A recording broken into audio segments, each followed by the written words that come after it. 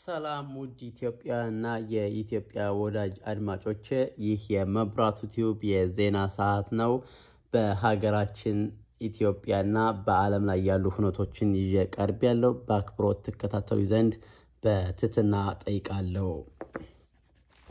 አክቲቪስት ታማኝ በየነ አይደለም አሜሪካ ዓለም ቢያብርብን የመጣብን ችግር በቆራጥ ኢትዮጵያውያን እንወጣዋለን ችግራችንም እናልፈዋለን እንሻገራለን ሲል ከአማራ ሚዲያ ኮርፖሬሽን ጋር በነበረው ቆይታ ተናገረ በኢትዮጵያ ፌደራላዊ ዲሞክራሲ ሪፐብሊክ በህዝብ ተወካዮች ምክር ቤት አሸባሪ ተብሎ የተፈረጀው የትግራይ ወራሪ ኃይል ህወሓት አማራን ላጥፋ እንዲሁም ኢትዮጵያ ላፍርስ ብሎ ስለተነሳ እኛ ደግሞ አይሆንም አማራም አይጠፋም ኢትዮጵያም አትፈርስም ብለን ተነስተናል ሲሉ የወሎ ግንባር አዛዥ ኢንስፔክተር ውበቱ ታደሰ ገለጹ አክለውም አሸባሪ ቡድኑ ህፃናት ወጣት ሴት አዛውንት ሳይል ያገኘውን የሚጨፈጭፍ ሰቅጣጭ ቡድን ነው ሲሉ የአሸባሪ ቡድኑ አረመኔነትን አስረድተዋል የኢትዮጵያ ባለሀብቶች በተለያየ መንገድ ድጋፋቸውን እየገለጹ ነው በዛሬው ዕለትም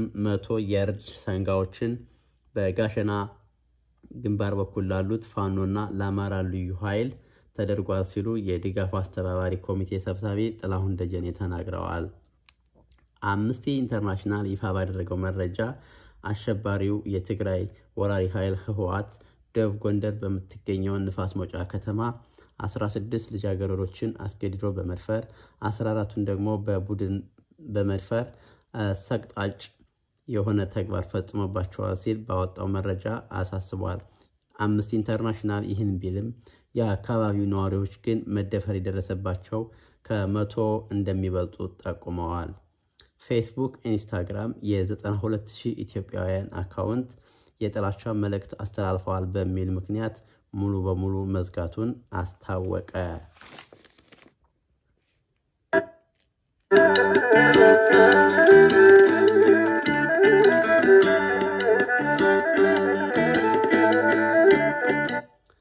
16 የተባበሩት መንግስታት ድርጅት ሰራተኞች ከአሸባሪው የትግራይ ወራሪ ኃይል ህወሓት ጋር ሲተባበሩ በመረጃ ደርሸባቸዋለሁ ይዣቸዋለሁ ሲል ማሰሩን የኢትዮጵያ መንግስት ገለጸ ሁሉም የኢትዮጵያ ተወላጆች ሲሆኑ ግን በተባበሩት መንግስታት ድርጅት ሲሰሩ በነበሩበት ወቅት የሌላ ሀገር ዜጋ መሰጠታቸው ተገልጿል የድሮ የናይጄሪያ ፕሬዝዳንት ኦባሳንጆ በኢትዮጵያ መንግስት እና በህወሓቱ መሪ ደብረጽዮን ገብረ ሚካኤል ቆንጆ አቀባበል እንደተደረገላቸው ገለጹ አክለውም ሌሎች አፍሪካውያን እንደሚቀበሉኝ ነው የተቀበሉኝ በማለት በአቀባበሉ መደሰታቸውን ለውጭ ሚዲያ ይፋ አደረጉ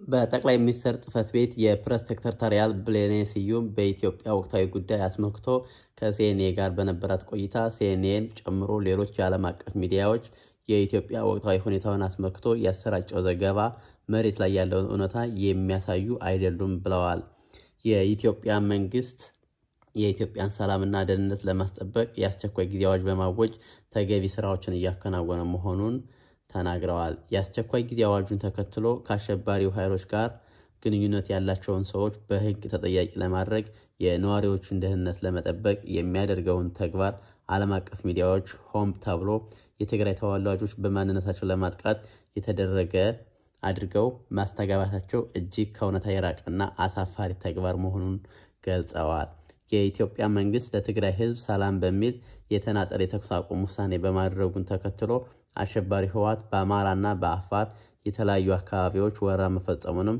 አንስተዋል በዚህም ከፍተኛ ሰብአዊና ቁሳዊ ጉዳት መድረሱን አስታውቀዋል መንግስት ያደረገውን የተናጠለ ተኩስ አቁም ውሳኔ ለትግራይ ህዝብ ብሎ ያደረገው መሆኑን አንዳንድ ዓለም አቀፍ መገናኛ ብዙሃን አለመግለጻቸውንም ጠቅሰዋል አድማጮች የብሌኔ ስዩምና የሲኤንኤ ጋዜጠኛ ያደረጉትን ቃለ መጠይቅ ከዚህ ከውጭ ዜና በኋላ አስተላልፍላችኋለሁ።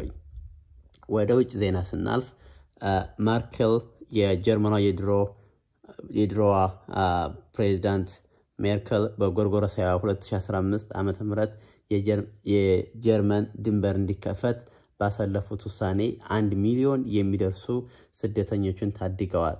ይህ ውሳኔያቸው በዓለም አቀፍ ደረጃ በሰብአዊነት ለሚወሰዱት ለዚህ እርምጃ ክብር አድናቆት ሊያስቸራቸው፣ በሀገር ውስጥ ደግሞ ጽንፈኛ አስተሳሰብ ከሚያራምዱ ፖለቲከኞች የህብረተሰብ ክፍሎች ተቃውሞ አስነስቶባቸዋል ሲል ዲደብሊው ዘግቧል።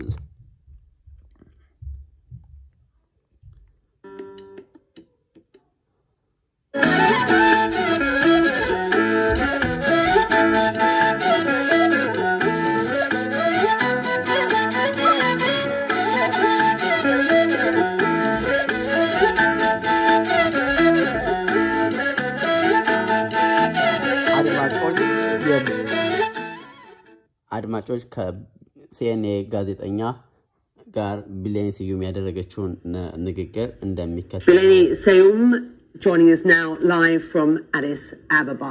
It has been a year, and thank you for joining us, a year since the start of Ethiopia's conflict, yet we are seeing armed groups fighting your government increasing as numbers as they advance towards the capital. What's happening on the ground, and how far are the TPLF and other allies from Addis Ababa? Becky, thank you so much for having me. Before I answer your question, it would be quite disingenuous of me to respond to your question without first addressing the big elephant in the room. And it's important for me to share with you, as well as your global audience, that Ethiopians, a majority of Ethiopians in Ethiopia as well as abroad, strongly feel that CNN has covered the conflict over the past year in a manner that is highly biased and detached from context. And a recent example is the hysteria that CNN had caused last week as if Addis Ababa was under siege, sending a global message that the city is about to go down. And we have often shared that it seems Ethiopia is undergoing what seems like a coordinated media campaign to tarnish the image of the country, to tarnish the image of the Prime Minister and his administration. And media outlets like CNN, New York Times, Washington Post, and Reuters in particular, as well as others, have often chosen to carry an overly negative and skewed narrative, missing important nuances. And I reiterate this to you because I also heard the opening lines, which takes away or is devoid of assigning the actual blame where it is, assigning the blame to the TPLF that initiated this conflict. And they have also given testimony and confessed that they're the ones that attacked the Northern Command of the National Defense Forces. Right. So I think let me respond to your words, because I've given you a chance to say your bit. Our work, our reporting was conducted carefully and methodically by CNN's highly experienced team in the region and elsewhere. We stand by its findings as well as the language used in our reporting, which we believe is fully justified. Here's a question to you. There are a number of media organizations, including CNN, currently in Ethiopia, who are not being allowed to report, not being granted accreditation from the government. What is the reason for that? And why? Why, if you want the story told, are you not allowing those organizations, including CNN, to try to do their work? That is a disinformation that is being perpetrated, Becky, and I dare say this because I also deal directly with some of the media. Hold on. You wanted to have what is disinformation? We have a team trying to get to work on the ground. Hang on, but don't accuse us of disinformation. Are you suggesting that we don't have a team that's trying to report on the ground? With respect. Your team is on the ground, but your team did not come into the country, or some members of your team did not come into the country by following the due process. I was informed, or some members of the government were informed of CNN being on the ground and asking for accreditation. The accreditation process... Are you prepared to have them work on the ground and get accredited so that they can tell the story? You would have to allow me to finish. This is not a hostile environment to the media at all. There are so many other media entities that have entered the country. There are other media entities that had requested and been facilitated entry into the country, into the region that they wanted to cover these stories at. However, for the amount of blame that the Ethiopian government is admonished for not allowing media, you never hear about the media that actually do enter a report, and you don't hear about the media entities that have been granted accreditation, but their own headquarters tell them not to actually enter to the country. So these are also, stories that need to be at the forefront. Okay, let's try and get to the bottom of what is going on here, because everybody wants the best for Ethiopia. I know you will agree with that. Certainly, we are just trying to get our work done and get to the bottom of what's going on. So let's do this. UN Secretary General Antonio Guterres has called for unrestricted access to Tigray, to Amhara and Afar, saying that no convoys with supplies had entered Tigray since October the 18th.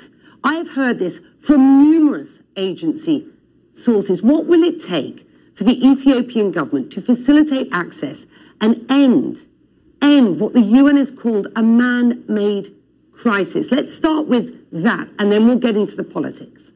Sure, Becky, humanitarian concerns are equally as important for the Ethiopian government. So the portrayal of the government as a demagogue with no interest in the well-being of its own people throughout the country is erroneous, and it's not right. That is why it invested up to 100 billion birr in humanitarian assistance and infrastructure repair works in the Tigray region.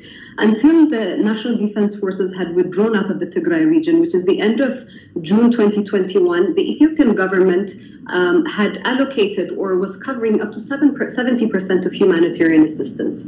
After the exit of the National Defense Forces, the onus of responsibility on humanitarian access reaching the intended beneficiaries within the Tigray region is on the TPLF. There has been, what we have witnessed after the humanitarian ceasefire that was enacted by the government is encroachment by the TPLF into the Tigray and Amhara. With respect, that is not the evidence of what our teams have seen on the ground, nor the evidence that I am being given by agencies who are still on the ground. The access isn't available, and that access isn't available. It may be from the TPLF side as well, but the Ethiopian government is not helping.